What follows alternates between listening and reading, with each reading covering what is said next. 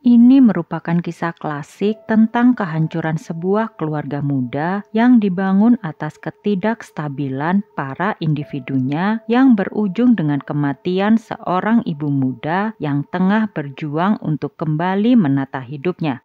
Perth, Australia 2010 merupakan sebuah kota metropolitan yang terletak di Australia bagian barat. Perth sendiri merupakan pusat politik, perdagangan, dan budaya di Australia Barat. Meskipun merupakan kota terbesar keempat di Australia, kota ini cukup sepi tanpa kota-kota besar dalam radius 1.000 km.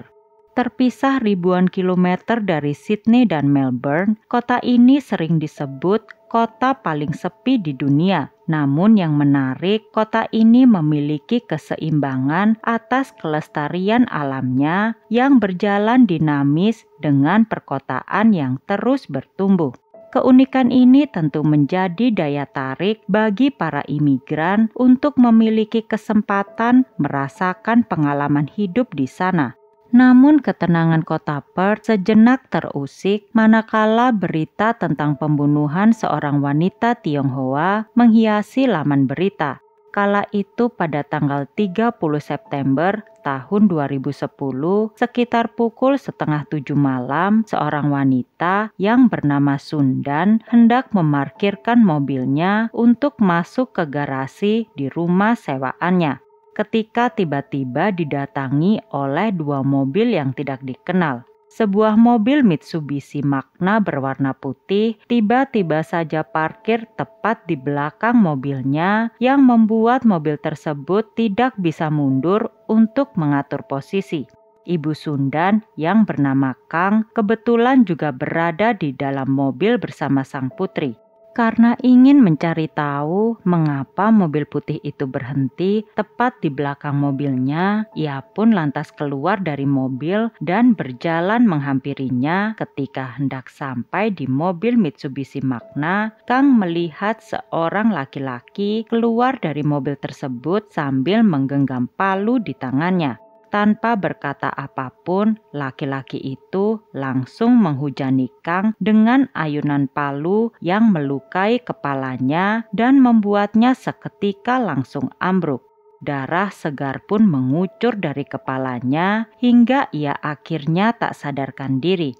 Setelah itu dengan langkah pasti, laki-laki tersebut langsung berjalan mendatangi mobil Sundan dan membuka pintu mobil itu. Di dalamnya, Sundan yang ketakutan mencoba mencerna apa yang sedang terjadi hingga tanpa ia sadari, laki-laki itu kini sudah membuang palunya untuk mengambil pisau yang telah ia persiapkan. Sundan yang ketakutan berteriak sekuat tenaga, namun laki-laki itu tak gentar. Ia terus menghujamkan pisau ke arahnya dan menikam Sundan dengan membabi buta. Setelah memastikan Sundan sudah tak sadarkan diri, ia lalu berlari memasuki mobilnya dan langsung tancap gas meninggalkan lokasi. Sementara itu, ketika semua kengerian itu terjadi, sebuah mobil Mercedes-Benz berwarna silver terlihat terparkir untuk menyaksikan semua yang terjadi. Tak lama setelah laki-laki yang mengendarai mobil Mitsubishi Magna itu pergi, mobil Mercedes itu pun juga turut pergi dari lokasi.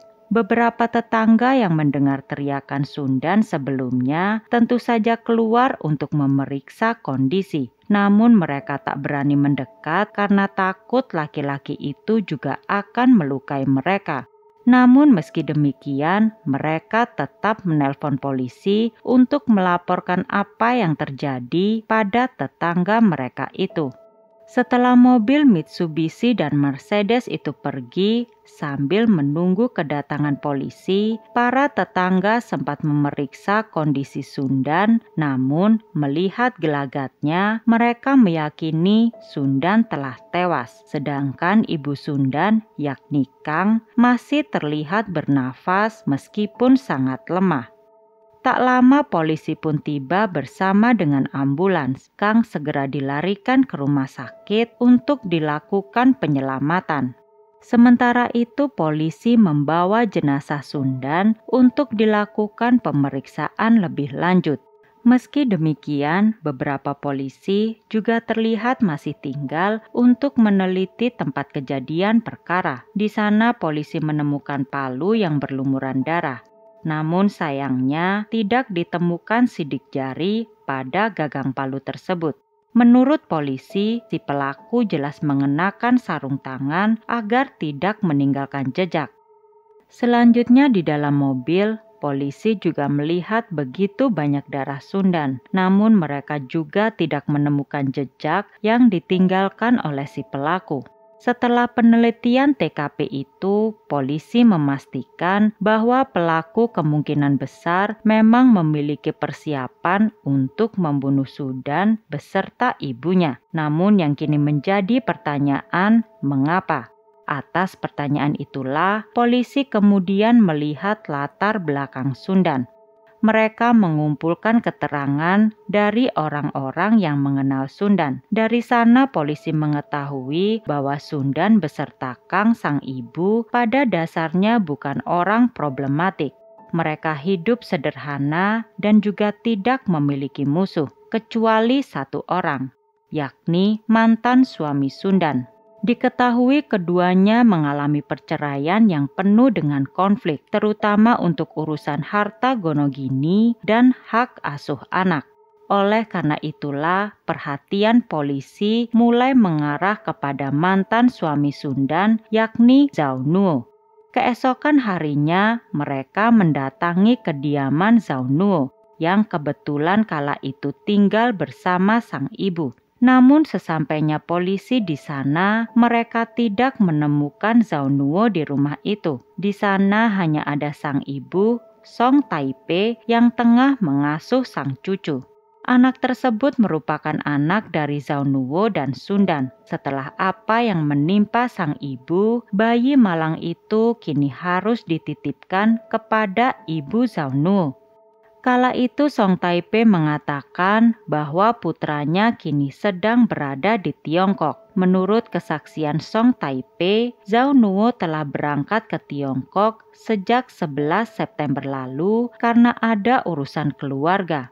Namun meski mengetahui hal tersebut tidak lantas membuat polisi mengurungkan niatnya untuk melihat lebih dalam tentang kehidupan pribadi Zhao Nuo dan Sundan. Menurut investigasinya, polisi mengetahui bahwa Sundan tengah bekerja di sebuah salon kuku dan menjalani hidup dengan sangat sederhana dengan putrinya Kiki.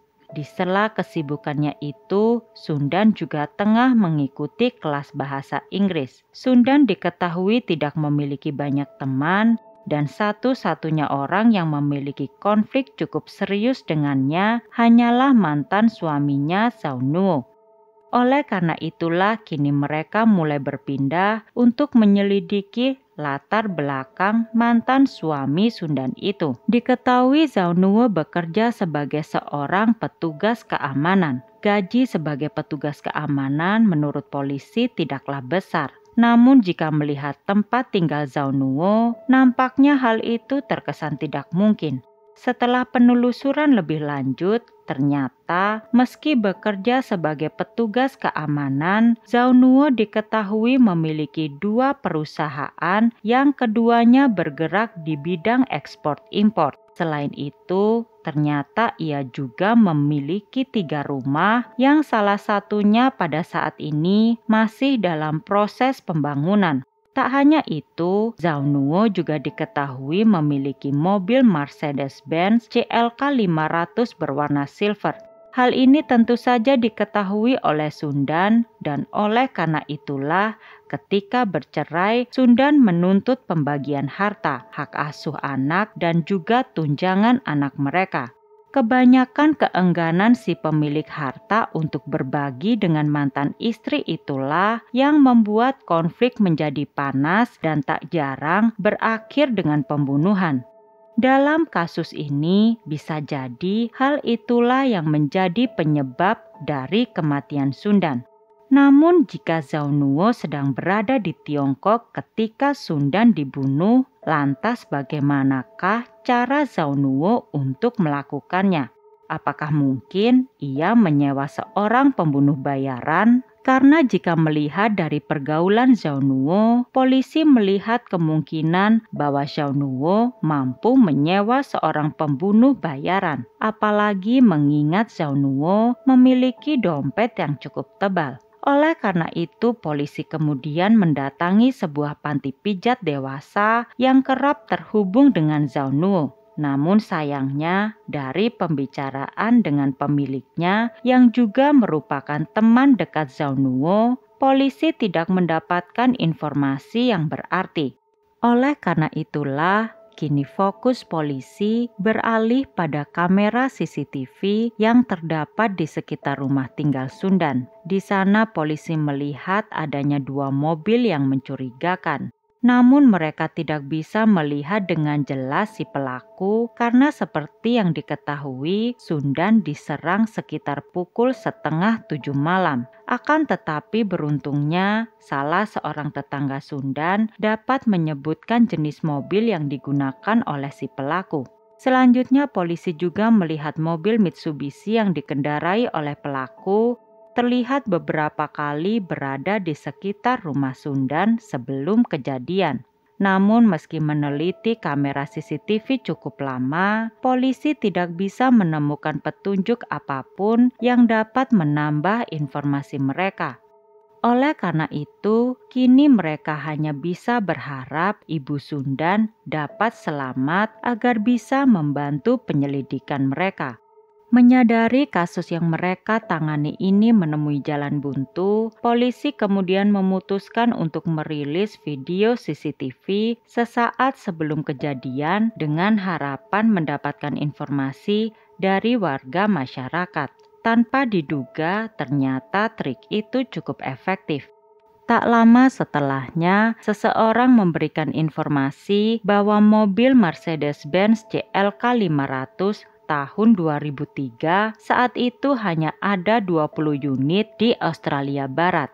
Setelah diselidiki, ditemukan bahwa salah satu dari pemilik 20 unit tersebut bernama Zhao Nuo. Oleh karena itulah, polisi kemudian menyita mobil tersebut untuk dilakukan proses penyelidikan. Namun dari mobil itu, polisi tidak mendapatkan sesuatu yang berarti. Dalam titik ini, polisi kembali dihadapkan dengan jalan buntu. Alibi Zhao Nuo yang sempurna itu membuat mereka tidak bisa menyelidikinya lebih dalam. Namun mereka tetap harus bisa mengusahakan untuk bisa berbicara secara langsung dengan Zhao guna melengkapi proses penyelidikan ini. Hingga akhirnya keinginan polisi itu pun terwujud. Lewat sambungan telepon, Zhao Nuo mengatakan bahwa ia sama sekali tidak memiliki informasi apapun mengenai pembunuhan Sundan. Selain itu, ia juga menyatakan dengan tegas bahwa dirinya tidak ada sangkut pautnya dengan kematian mantan istrinya itu. Polisi kemudian juga menanyakan kepada Zhao Nuo kapankah ia akan kembali ke Australia. Dengan santai ia menjawab bahwa dirinya tidak tahu karena ia memang berencana untuk tinggal lebih lama di Tiongkok. Dengan jawaban itu, maka berakhirlah pula pembicaraan antara polisi dengan Zhao Nuo. Pada titik ini, pada dasarnya, polisi memiliki kecurigaan yang cukup besar kepada Zhao Nuo. Selain memiliki alasan untuk membunuh sang mantan istri, ia juga adalah orang yang memiliki kemampuan untuk melakukan hal keji seperti itu. Namun masalahnya kini, bagaimanakah polisi bisa mendapatkan alat bukti yang dapat mengaitkan Zhao Nuo dengan pembunuhan Sundan? Kembali kini polisi mulai mengorek dinamika hubungan Zhao Nuo dan Sundan. Drama apakah yang terdapat di dalamnya hingga akhirnya bisa berakhir seperti ini. Zhao Nuo dilahirkan di dalam keluarga kaya raya. Sang ibu, Song Taipei, menjalankan perusahaan konstruksi di Tiongkok dan ayahnya adalah seorang pegawai negeri sipil. Konon pamannya bahkan merupakan seorang pejabat tinggi. Terlahir dari keluarga kaya raya seperti itu, nampaknya Zhao Nuo hidup dengan nyaman semenjak kecil. Orang tua Zhao Nuo datang ke Perth, Australia dan membeli rumah mewah di Minder. Disinilah ia bertemu dengan Sundan yang juga berasal dari Liaoning melalui perkenalan keluarganya. Sundan lahir di Liaoning pada tahun 1983. Ia 4 tahun lebih muda dari Zhao Nuo. Meskipun keluarganya tidak sekaya Zhao Nuo, namun keluarganya juga berkecukupan. Ia datang ke Australia untuk belajar dengan visa pelajar, memiliki bahasa ibu yang sama dan kampung halaman yang sama. Keduanya tampaknya bisa langsung akrab dengan cepat. Keakraban itu juga yang akhirnya membuat keduanya merasa yakin dan memutuskan untuk menjalin hubungan percintaan. Pada bulan April tahun 2008, Zhao Nuo dan Sundan melangsungkan pernikahan mewah di Perth Convention and Exhibition Center. Sahabat dan keluarga melimpahkan berkat tulus mereka kepada pasangan yang serasi itu. Semua orang merasa bahwa mereka tak hanya telah menemukan cinta, tetapi juga memiliki masa depan yang cerah. Dan terbukti kehidupan Zhao Nuo dan Sundan memang dibilang cukup nyaman setelah menikah berkat kekayaan orang tua keduanya. Mereka tidak perlu khawatir tentang biaya hidup sehari-hari. Tak lama setelah pernikahan itu, Sundan diketahui hamil. Zhao Nuo dan Sundan sendiri diketahui merupakan anak tunggal. Oleh karena itu, setelah bayi mereka lahir, keduanya melimpahkan seluruh kasih sayang mereka pada bayi yang menggemaskan itu. Oleh karena ingin lebih dekat dengan cucu pertamanya, ibu Zhao Nuo kemudian memutuskan untuk tinggal di Australia. Awalnya hal ini merupakan hal yang baik, namun tak lama kemudian muncul masalah klasik antara ibu mertua dan menantu perempuan. Tinggal di satu atap dengan sang ibu mertua membuat Sundan merasa depresi. Ketidakakuran keduanya benar-benar membuat Sundan merasa sangat tertekan. Namun ketika ia mengutarakannya kepada Zhao Nuo, ia malah seolah dianggap sebagai wanita yang durhaka oleh suaminya itu. Oleh karena ketidakcocokan itulah, keduanya kini semakin sering bertengkar. Ditambah lagi, ibu mertua yang selalu ikut campur untuk membela putranya membuat rumah tangga Zhao Nuo dan Sundan semakin di ujung tanduk. Oleh karena itulah pada bulan April tahun 2010, keduanya memutuskan untuk bercerai. Sundan kemudian memutuskan untuk pergi dari rumah mewah Zhao Nuo dan memboyong putri mereka, Kiki. Ia lalu menyewa sebuah apartemen kecil di Balga, Perth Utara. Namun seperti biasa, ibu Zhao Nuo yang ingin cucunya itu sepenuhnya menjadi miliknya, tiba-tiba saja melakukan hal yang sangat tidak bisa dibayangkan. Ia menyuruh Zhao Nuo untuk mengambil Kiki tanpa sepengetahuan Sundan. Alhasil, Sundan harus meminta bantuan kepada Kedutaan Besar Australia dan Departemen Luar Negeri agar Kiki bisa kembali ke pangkuannya. Semenjak saat itulah, ibu Sundan, Kang, akhirnya menetap di Australia demi untuk membantu Sundan menjaga dan merawat Kiki agar tidak seenaknya diambil oleh pihak Zhao Nuo. Kini pada akhirnya polisi mengetahui gambaran besar konflik antara Zhao Nuo dan Sundan. Oleh karena itu, mereka pun kembali bergerak untuk mengumpulkan informasi. Setelah upaya yang terus-menerus, polisi akhirnya menemukan suatu informasi yang cukup berarti. Kala itu pada tanggal 24 September, Zhao Nuo memasang iklan di sebuah surat kabar Tiongkok di Sydney untuk mencari supir yang mau mengemudi jarak jauh dari Sydney menuju Perth. Hal ini dirasa cukup membingungkan mengingat Zhao Nuo telah kembali ke Tiongkok pada tanggal 11 September dan belum kembali ke Australia sejak saat itu. Mengapa ia tiba-tiba menyewa seorang pengemudi? Dari sini polisi merasa semakin penasaran dengan gerak-gerik Zhao Nuo. Oleh karena itulah, polisi lalu melakukan penyelidikan di sepanjang jalan raya sejauh 3.900 km dari Perth ke Sydney.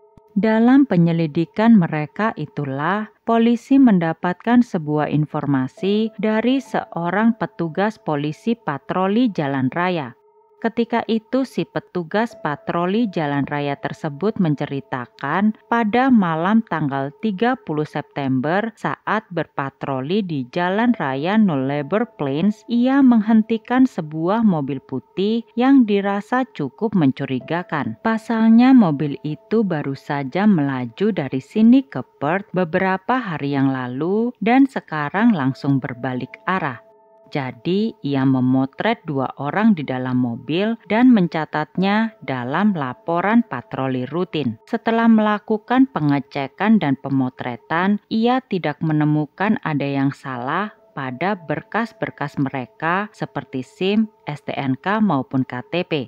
Oleh karena itu, ia kemudian tidak terlalu memikirkannya. Ketika polisi yang menangani kasus pembunuhan Sundan menyadari bahwa mobil putih itu meninggalkan Perth larut malam pada tanggal 30 September, mereka kemudian mencocokkannya dengan CCTV yang terdapat di depan rumah Sundan. Hasilnya, mereka menemukan kesamaan akan ciri fisik mobil tersebut. Selain itu, yang lebih mencengangkan, dari foto yang diberikan oleh petugas patroli sebelumnya, mereka melihat Zhao Nuo sedang duduk di kursi penumpang yang dirasa polisi memiliki kecocokan dengan mobil yang sebelumnya dikendarai oleh laki-laki yang telah membunuh Sundan. Kini misteri yang telah lama membingungkan polisi akhirnya perlahan-lahan terpecahkan. Menurut mereka, Zhao Nuo telah memanfaatkan kepulangannya ke Tiongkok untuk menciptakan alibi yang sempurna. Ia lalu menyewa supir untuk menempuh perjalanan jauh ke Perth untuk melakukan pembunuhan dan akhirnya melarikan diri dari Perth di kegelapan malam. Akan tetapi kini yang menjadi pertanyaan, bagaimana Zhao Nuo bisa berada di Sydney jika ia telah berangkat ke Tiongkok sejak 11 September lalu dan hingga saat ini tidak ada laporan dari bandara yang menyatakan bahwa Zhao Nuo telah kembali ke Australia. Dalam benak polisi ada 2 kemungkinan. Pertama, peniruan identitas dengan menggunakan paspor orang lain untuk kembali ke Australia. Yang kedua adalah imigrasi ilegal. Kini setelah polisi mendapatkan cukup bukti akan keberadaan Zhao Nuo pada saat Sundan dibunuh, mereka lalu meminta surat perintah penggeledahan rumah Zhao Nuo. Mengingat ia menyewa sopir pada tanggal 24 September dan pembunuhan terjadi pada tanggal 30 September, kemungkinan besar Zhao Nuo bersembunyi di rumahnya selama waktu tersebut. Dalam penggeledahan itu, polisi menemukan akun game milik Zhao Nuo telah login lewat laptop yang ditemukan di dalam rumah tersebut pada tanggal 29 dan 30 September. Lebih lanjut, kamera laptop tersebut mengambil foto Zhao Nuo di depan komputer pada dini hari tanggal 20 September, yang menunjukkan bahwa Zhao Nuo bersembunyi di rumah tersebut pada saat itu. Sang ibu Song Tie-pei mengklaim bahwa dirinya tidak pernah melihat sang putra di rumah itu. Selanjutnya ia juga secara menggebu-gebu mengatakan bahwa putranya tidak pernah kembali ke Australia lagi sejak tanggal 11 September. Jika mengingat temuan polisi sebelumnya, apa yang dikatakan ibu Zhao Nuo itu tentu saja merupakan kebohongan besar. Polisi kemudian memeriksa semua bandara utama di Sydney untuk melihat bagaimana Zhao Nuo memasuki negara itu secara diam-diam. Dari sini polisi menemukan bahwa ia memasuki Sydney dengan paspor seorang teman. Karena Zhao Nuo sangat mirip dengan temannya itu, ia pun berhasil keluar masuk Sydney dengan leluasa. Pada Mei 2014, setelah memperoleh bukti krusial dari kepolisian Australia, Zhao Nuo resmi didakwa atas pembunuhan terhadap istrinya, Sun Dan, dan atas percobaan pembunuhan terhadap ibu mertuanya, Kang. Lebih lanjut, meskipun Tiongkok dan Australia telah menandatangani perjanjian ekstradisi Tiongkok-Australia pada tahun 2007, Australia pada akhirnya tidak meratifikasinya. Oleh karena itu, dengan kata lain, kedua negara tersebut masih belum memiliki perjanjian ekstradisi. Hal ini menimbulkan masalah yang pelik. Australia berupaya mengekstradisi si pembunuh Zhao Nuo kembali ke Australia untuk diadili. Namun Tiongkok tentu saja tidak bisa begitu saja membiarkan Zhao Nuo diambil oleh pihak Australia, mengingat mereka belum memiliki kesepakatan. Namun setelah melewati serangkaian birokrasi yang rumit, pihak Australia dan Tiongkok akhirnya menemukan kesepakatan. Pada Mei 2014, Pengadilan Rakyat Menengah Nomor 1 Shanghai membuka persidangan atas kejahatan Zhao Nuo. Berdasarkan bukti tak terbantahkan yang diberikan oleh pihak Australia, Zhao Nuo dinyatakan bersalah atas pembunuhan sang istri, Sun Dan. Oleh karena itu, ia dijatuhi hukuman penjara seumur hidup. Namun karena alasan yang tidak diketahui, putusan baru diumumkan pada tahun 2016. Mengenai motif Zhao Nuo, hakim menetapkan bahwa ia merencanakan pembunuhan kejam itu hanya untuk menghindari perceraian dan kehilangan harta kekayaannya serta hak asuh atas putrinya. Selanjutnya pada tanggal 23 September tahun 2016, hampir 6 tahun setelah pembunuhan Sun Dan, polisi Australia akhirnya menangkap wanita paruh baya yang baru saja turun di Bandara Perth.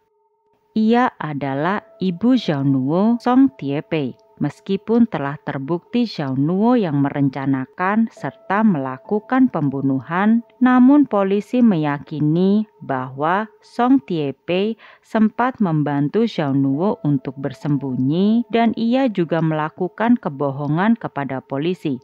Akan tetapi hingga kini masih belum ada laporan lanjutan mengenai persidangan Song Tiepei dan oleh karena itulah putusan hukumannya kini masih menjadi misteri. Di sisi lain, Putri Sun Dan, Kiki, setelah Zhao Nuo ditangkap sempat diasuh oleh negara selama beberapa waktu hingga akhirnya ia diadopsi. Orang tua angkat Kiki itu sesekali membawanya kembali untuk mengunjungi kakek neneknya dari pihak Sun Dan. Meskipun berita terbaru menyebutkan Kang tidak pernah bisa pulih dari luka di kepalanya. Hingga kini, ia masih lumpuh dan kecil kemungkinan untuk bisa kembali seperti sedia kala. Kini yang menjadi pertanyaan, Zhao Nuo dijatuhi hukuman penjara seumur hidup. Lantas, kepada siapakah semua properti dan harta kekayaannya akan diwariskan? Menurut berita yang beredar, semua harta milik Zhao Nuo pada akhirnya akan diwariskan kepada Kiki, meskipun ia telah diadopsi. Bagaimana pendapat kalian tentang kasus ini? Silahkan tulis di kolom komentar. Namun sebelumnya, jangan lupa subscribe, like, and share. Sampai ketemu di kasus-kasus Channel House selanjutnya. Terima kasih. Bye.